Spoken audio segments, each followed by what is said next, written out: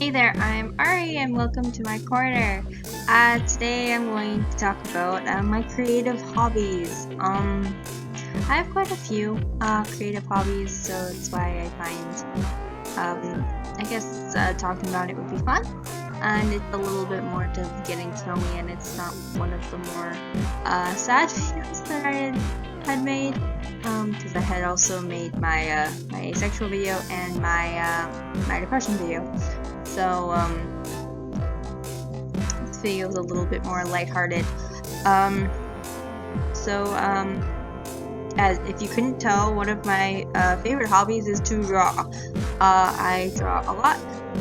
I draw more than what I post on YouTube for sure. And I enjoy it. I enjoy doing it a lot. And the drawing that I have drawn in today. Hi, kitty. What do you want? Excuse me, my cat just decided to pop up beside me. Oh my god, you're going to die without attention. Oh my god.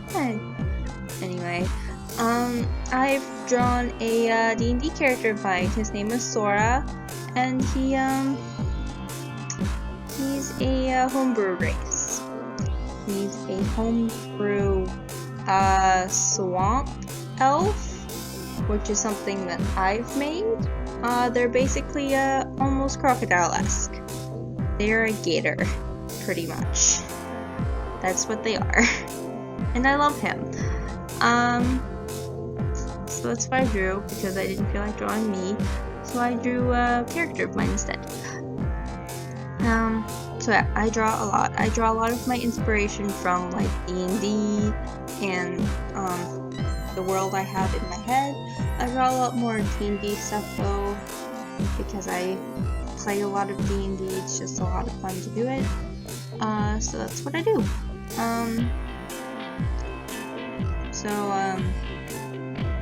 I play D&D. I play D&D more than once a week. So and it's always a different campaign. So that's more another creative hobby of mine is to play D&D. Because it gets you going in like creative thinking, like, oh, what is my character going to do to try and fix this problem, and then you get to think about it and figure it out.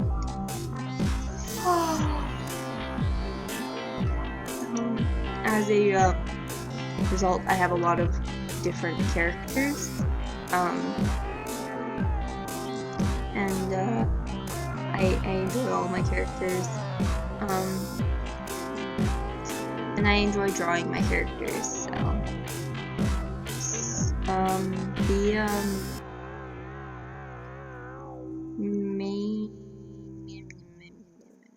trying to think here. Another part of D&D that I really enjoy and find very creative is when I DM.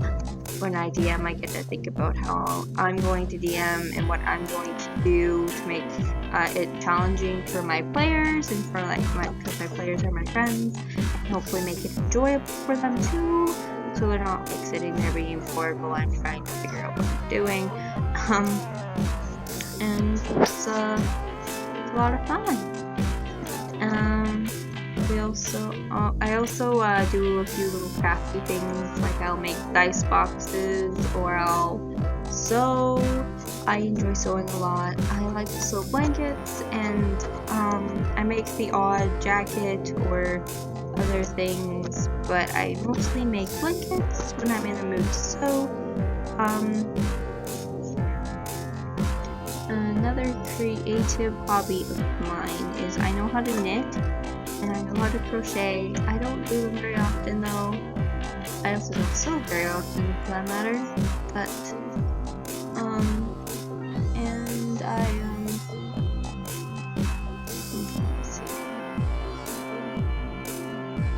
well, I make YouTube videos, and I think that's pretty creative too. And what else do I do? I draw, I play D&D, I sew.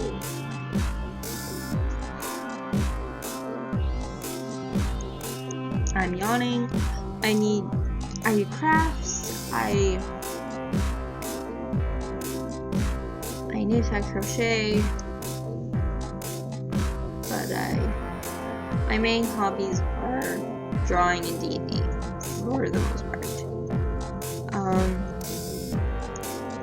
And I enjoy creating different things and drawing from life or some reference.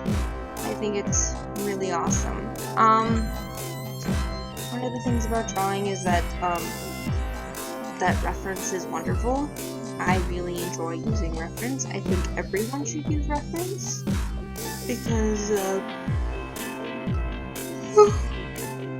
you're never going to learn how to draw something properly without getting like a real life reference of either someone doing that pose or the way the body looks, or like how muscles look and everything.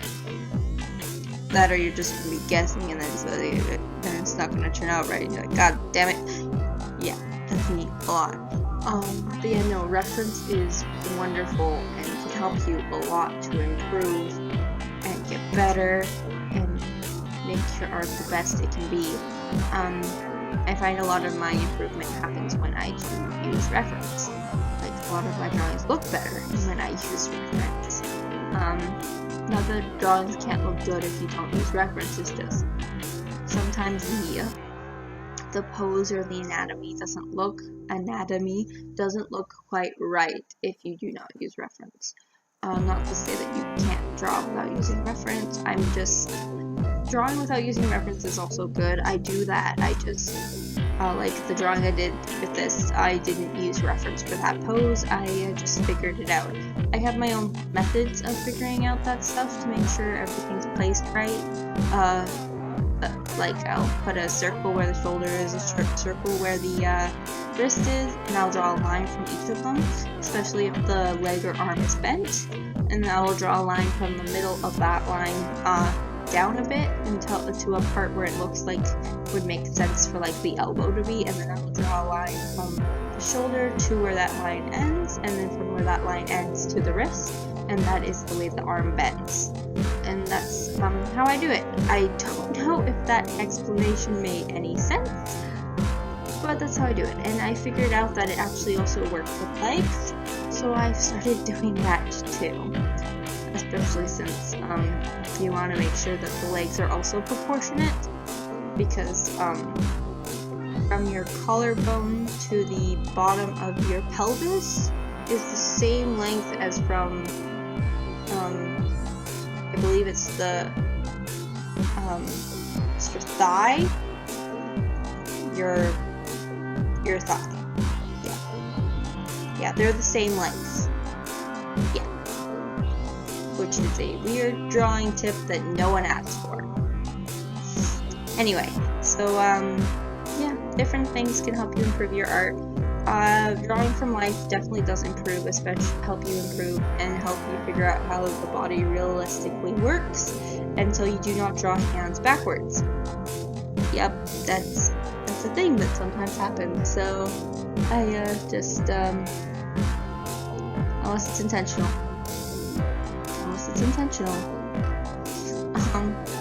But while playing D&D, I don't draw while I play D&D because then I'm distracted. So I like to sit there and listen and play my character and roll my dice and have my dice box and just go along with what I'm doing. And I don't think very hard when I'm playing D&D, honestly. I don't find it very much fun to think very hard while I play D&D, so I just don't. But while I'm DMing, I'm perpetually tired all the time, so I'm tired a lot when I DM. But I like to make sure my players are listening to me while I'm explaining stuff, so I will wait until they stop talking or whatever, and I'll have certain things planned and certain things not planned, but I'm always jotting down notes as I go, because I like to know what happened, and I like to know where I can move on from there to make the story progress in a realistic manner, and to make it a story that my players will enjoy. Like adding in like different features, because one of my players is half demon, so I'm like, oh, I can add demon lords because, you know, you're related to them, and it just adds another element to my story that is totally out of the blue, and it just makes it so interesting. I like to bring my characters' backstories into D&D because I feel like the players, the story is about the players, and if you don't consider their backstory, then there's nothing for them to move forward with if you don't include it. That's the whole reason why I enjoy including the backstory when it comes to doing characters and stuff like that. Yeah, I find it very enjoyable to DM, and I find it very enjoyable to draw in color. So I enjoy doing that. Oh, I have also a new hobby of mine is I have actually started homebrewing some stuff for D&D. Nothing that I've made public because I'm not a sucker for criticism or being horrified by what people say or be mean about, but I have created a race called Terrain Elves, where basically it's a sub-race of elves which are based off of all the terrains of D&D. So I've made them, and I'm enjoying them, and that's what Sora here is. He is a terrain elf, and I am slowly figuring out their designs and stuff because I love it. And I made them mostly so my friend had something else to play, because I find that we play a lot of D&D and sometimes some of the races can get a little redundant. So I figured if I gave my friends something else to play, they might enjoy it. And so far so good, I guess. So I did Swamp Elves first, because I made a character with a Swamp Elf already. And then I'm going to I'm slowly working my way through the list of all the characters I'm going to make,